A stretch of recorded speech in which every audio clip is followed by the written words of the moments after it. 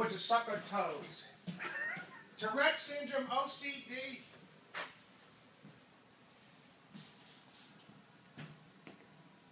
Today we're going to talk about Tourette syndrome, OCD. They're all linked together. Tourette syndrome, OCD, ADD, every single one you can think of. You name it. Okay. Mike, we're going to give you a haircut. Now, if you look at the clock's 2 o'clock. I'm supposed to, here's how I work. I'm supposed to have a 2 o'clock coming in. I'm supposed to start with a 2 o'clock, but Mike came by, so we're going to cut Mike's hair because he's got more hair going down his back than McGilla Gorilla's twin. Something about us Mediterranean guys. We just have hair. Jesus Christ. Oh, I'm sorry. But would you fart like a priest? You would. And would you burp like a nun? Would you do OCD? Okay, there we go. Let's get the right size for Mikey. Because we ain't got much hair left these days, Mike and I. All our hair fell out.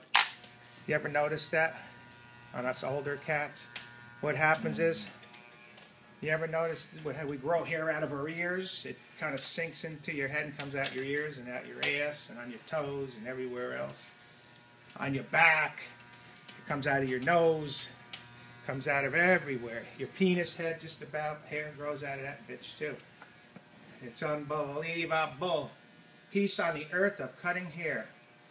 Thank God for the hair cutting. It took us away from the OCD, right, Mike? That's right. Mike How about that? in. See, now your focus is something else. My focus is on this, so this is a good thing now. See? Well, that's good, because whatever you do, you put all your focus into. Exactly. And you don't want any distractions. I think that's what it has to do with the OCD. I think, you know, it's like one hand is worse than the other hand. It's like catch-22. You know, it's like you have to be focused and perfect to do a haircut. Exactly. Everything has to be perfect when you do a haircut, You right? can't be thinking of anything else. No. But when you're doing other stuff, that has to be perfect too. The whole idea is to be able to walk out of it. Uh-oh, here comes your 2 Here o'clock. comes my 2 o'clock appointment. No. Hey, John! John's always in all the time. It's Mr. Sebastian. Mr. Sebastian's always in. Hi, John. You always come in. Miscellaneous wanderer. How are you doing How there? are you, John? Oh my God. Mr. doing? John It's Sebastian. Mr. Media. We're talking about OCD, John. Hi, Merry Christmas. How are you? How's your 2 o'clock? Mr. Media, Mr. Michael. You're ahead of me. I'm just socializing. Yeah, that's Willy Wonka Toy's wife, Michael. That's You know Willy Willie. Wonka's toy. I know Hi, Willie. John. How are you? Hi. Pleasure.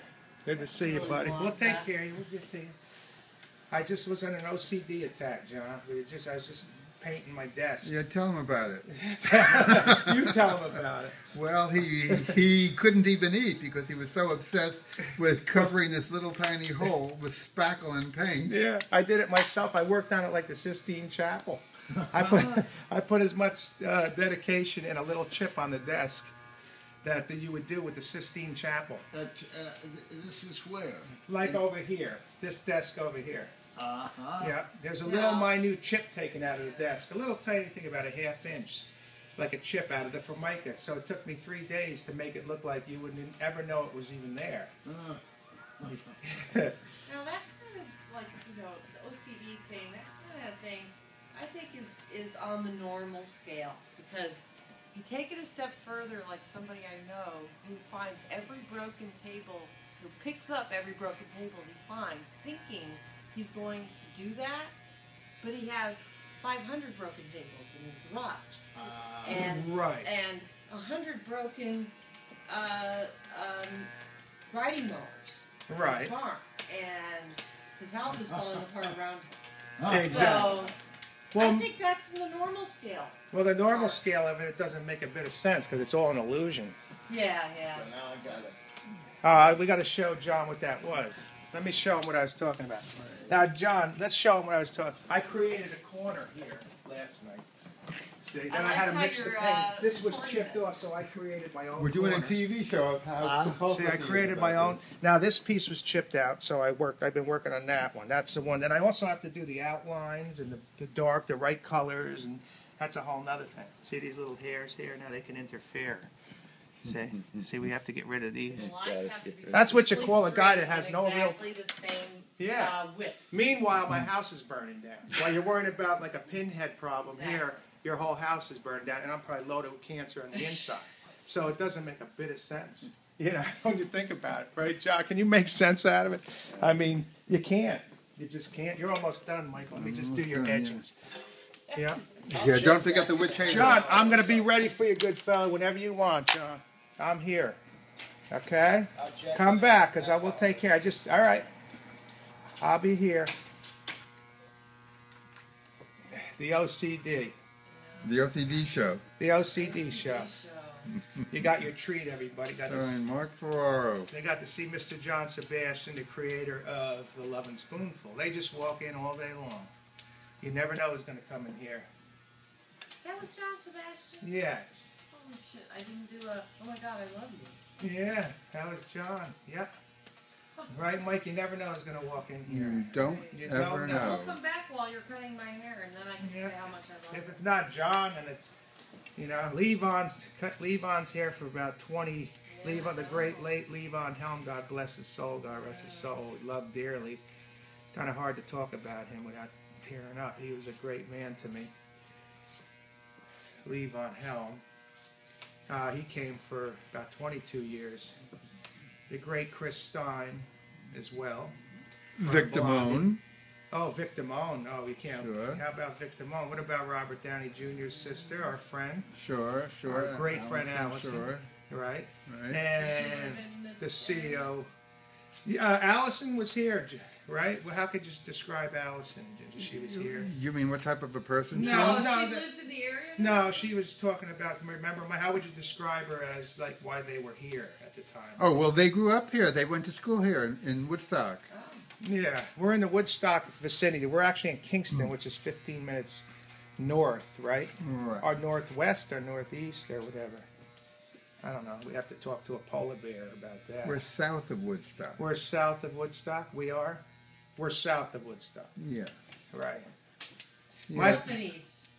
Well, you know, Woodstock was a very, very, very famous place for the concert. And Michael Lang, he used to, his daughter, Molly, she used to bring her here all the time. He was the guy that, you know, did the whole Woodstock thing. But I remember one time Michael was staying in Maine in a nice little cottage in Maine on the water one year. Mike invited me over. He had to take the ferry over. I remember that. And I go over, and it was Woodstock '94 that year. So now Michael gets the paper, and he gets the newspaper, and the local newspaper there in Portland. The local newspaper was loaded up with all this that was going on, the schedule and everything. Woodstock '94 in Saugerties, New York. So Michael's looking at it. So now some guy calls Michael, the owner of the place, and he said to Michael about fixing it. Is everything okay? The guy that he was renting it from, is everything all right? Michael says, yeah. He said, well, where do you usually live? And Michael looks at the paper, and he goes, Mark, what should I do? Should I say Saugerties or Woodstock? And we started laughing because you always would say Woodstock. Yeah, you yeah. know. But now, you know, Saugerties is up in the world. Now Kingston's making a comeback, a very big. Sure is. National The street. Geographic just said that this area here is top 20 great destinations in the world to go to. Socrates was voted the top 10 coolest Saugerties little is town like Yeah. the top America. anchor town, yeah. Yeah, I mean, all these little areas. Well, that's Michael's address, but he's like, you know, don't forget, you know, you had the guy who won, our buddy there, who won on the Chopped. Rick Orlando. Rick Orlando, who won on Chopped, and exactly. You don't I was even- there last night. Yeah. Boy, I'm so lucky. We're so lucky to have We're a place so like lucky. that. You got the Bear Cafe, Yeah. right, which is an amazing place. You got all these Cucina places, and you have, you know, all these wonderful Puccini across the river, another great Italian place. You got my own relatives over here, a great restaurant. Stella's over here. You got the Elephant, amazing tapas bar, 1 in a million.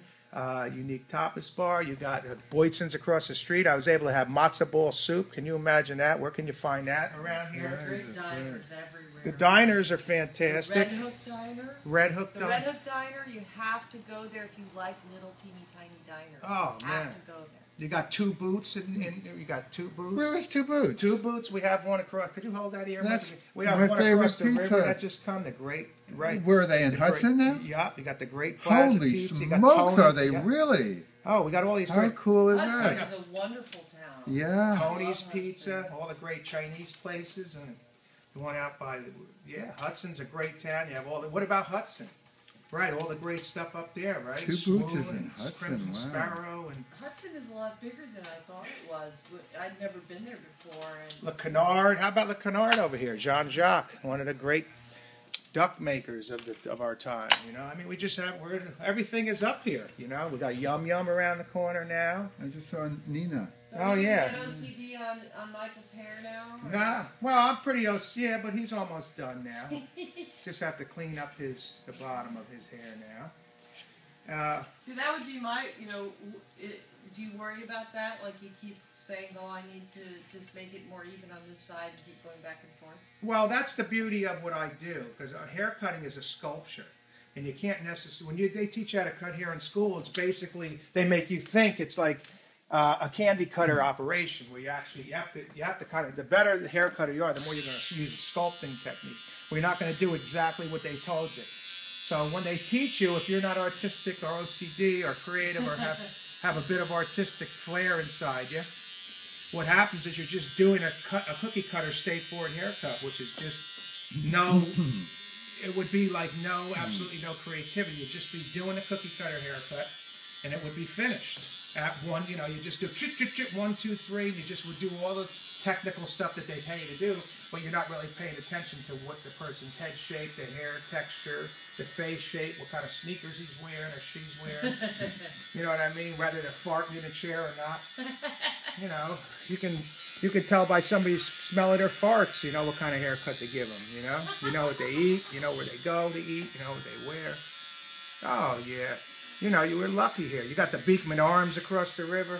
I heard we had a bunch of Chelsea Handler sightings. Terrific comedian. Oh, really? Yeah, I guess she's with the guy from the Standard Hotel has a place here. We got David Bowie has a place. Tyra Banks was just looking for a place here. I cut the guy from Home Alone's hair has been in here. I'm naming all these celebrities. You know why? Not to be a name dropper, but I'm naming them because these people have all the access to wanting to do anything they want in life, whether financially or whatever. And where do they choose? They come here, like Steve Buscemi, Harvey Keitel, De Niro. That's a whole nother crowd, that they're all. But I remember the guy from Home Alone, John Hurt, that played the dad. He came in here one day, rode his bike in. Yeah, he was a good cat. He was a character. Like I said, the great Chris Stein from Blondie made their video around the corner at BSP, another great place, BSP around the corner. Musical venue. I mean, look at, when you think about it, every time you got somebody coming into the chair, they're connected to somebody, Last week, Teresa was in from Lee Von Helm's band. Teresa Williams, married to the great Larry Campbell, fame of playing with Dylan all those years. And I happened to have Dr. John's manager in the chair, so they got to meet. So you just never know who the hell's going to be in here, You never know who you're going to meet in this shop and who's going to start quivering and quacking in their drawers. You just never know. But the main thing is, would you rather shit in bed? And that's what I always say, or fart like a priest, or burp like a neo-Nazi nun. But do they hang?